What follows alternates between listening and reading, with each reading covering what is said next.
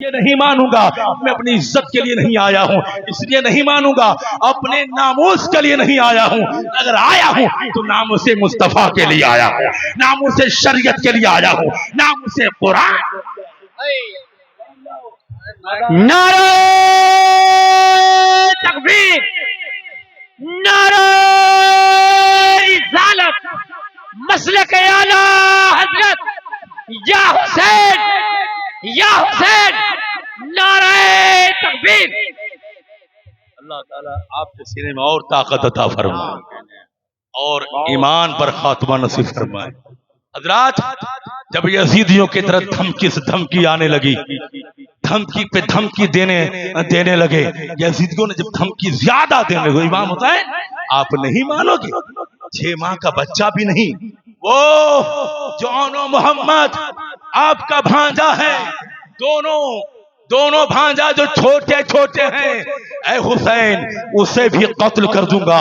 गजा मंजूर है, हमें नबी की तहफ्फुज के खातिर, तहफ्फुज रिसालत के खातिर, तहफ्फुज शरीयत के खातिर अपने भांजे को भी कुर्बान कर दूंगा। देखा सब्र, देखा करबला में। खुदा की कसम, हम बीमार पड़ जाते हैं तो रब की बारगाह में लानो तान कहने लगते हैं, रब के बारगाह में गिला शिकवा करने लगते हैं। इतना ही नहीं, बल्कि जब यजीदियों ने धमकी दी, ए हुसैन जब आप नहीं मानोगे, ए हुसैन आप नहीं मानोगे तो आखिरकार में आपको भी शहीद कर दिया जाएगा, आपको भी शहीद कर दिया जाएगा। इसलिए तो किसी शायर ने बड़ी खूबसूरत अंदाज में कहा है कि हुसैन जैसा शहीद आजम जहां में कोई हुआ नहीं है, हुसैन जैसा शहीद आजम जहां में कोई हुआ नहीं है। और छुरी के नीचे गला है लेकिन किसी से कोई गिला नहीं है,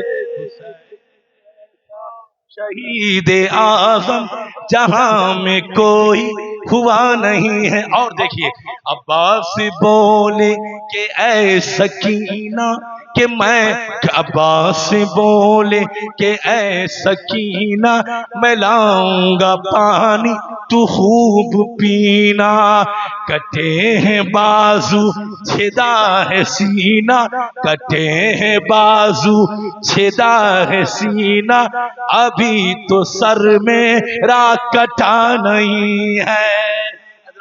ये इमाम हुसैन का सब्र है। लेकिन आप चले पलट कर देखें इमाम हुसैन इमाम हुसैन की अजमत क्या है, वही इमाम हुसैन है। बड़ी तेजी के साथ इनके मकाम मर्तबे को समझो। खुदा की कसम, इमाम हुसैन के मकाम को जानना चाहते हो तो अपने, अरे हम क्या बता सके कि इमाम हुसैन का मकाम क्या है। अगर जानना चाहो तो मदीने वाली आका से जान लो। देखो, 5 शाबानुल मुअज्जम 4 हिजरी को इमाम हुसैन पैदा हुए। कब पैदा हुए? जोर से बोलिए, कब पैदा हुए? जोर से, ऊंची आवाज में। 5 शाबानुल मुअज्जम 4 हिजरी को कब पैदा हुए? अरे बोलिए ना, हुसैनी है ना, बोलो।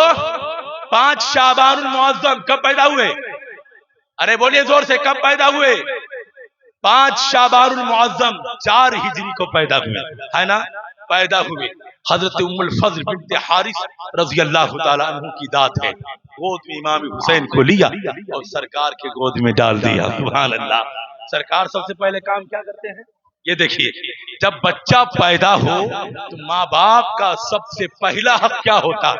ये सुनो, जब बच्चा पैदा हो तो माँ बाप का सबसे पहला हक बच्चों के ऊपर क्या होता है?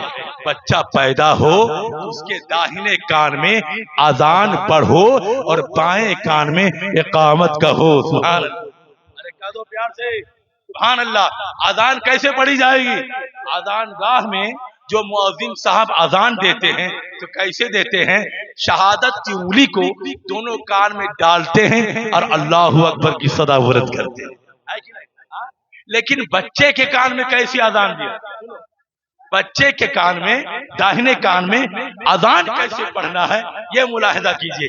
आप बच्चे के करीब जाइए और जाने के बाद बच्चे के कान के करीब अपना मुंह और आहिस्ता लबो लहजे में, ताकि बच्चा डरे नहीं, मीठे अंदाज में आप पढ़िए। क्या? अल्लाहु अकबर, अल्लाहु अकबर, यही लहजा होगा। अल्लाहु अकबर, अल्लाहु अकबर, आपका लबो लहजा होगा। आखिर अजान जब मुकम्मल हो जाएगी तो बाएं कान में इकामत पढ़ना है। कैसी इकामत पढ़नी है? वैसे ही जैसे मुअज्जिन नमाज के वक्त जब इकामत पढ़ता है और हय्या अलस्सलाम इमाम खड़ा होता है ना, पूरा ठीक हूबहू वैसे ही इकामत पढ़नी है कि नहीं? अरे भाई समझे नहीं मेरी बात को? थोड़ी देर समझो, तकरीर खत्म कर दूं। अरे बोलिए खत्म कर दूं तो कहिए बुलंद आवाज से सुभान अल्लाह। बहुत मजा आएगा। अभी नात तो सुनेंगे और अभी और तकरीर सुनेंगे। अल्हम्दुलिल्लाह बड़ी अच्छी अच्छी तकरीर होगी इंशाअल्लाह रहमान। सुने, इकामत कहेंगे। हाँ, आखिर अजान क्यों पढ़ी जाती है?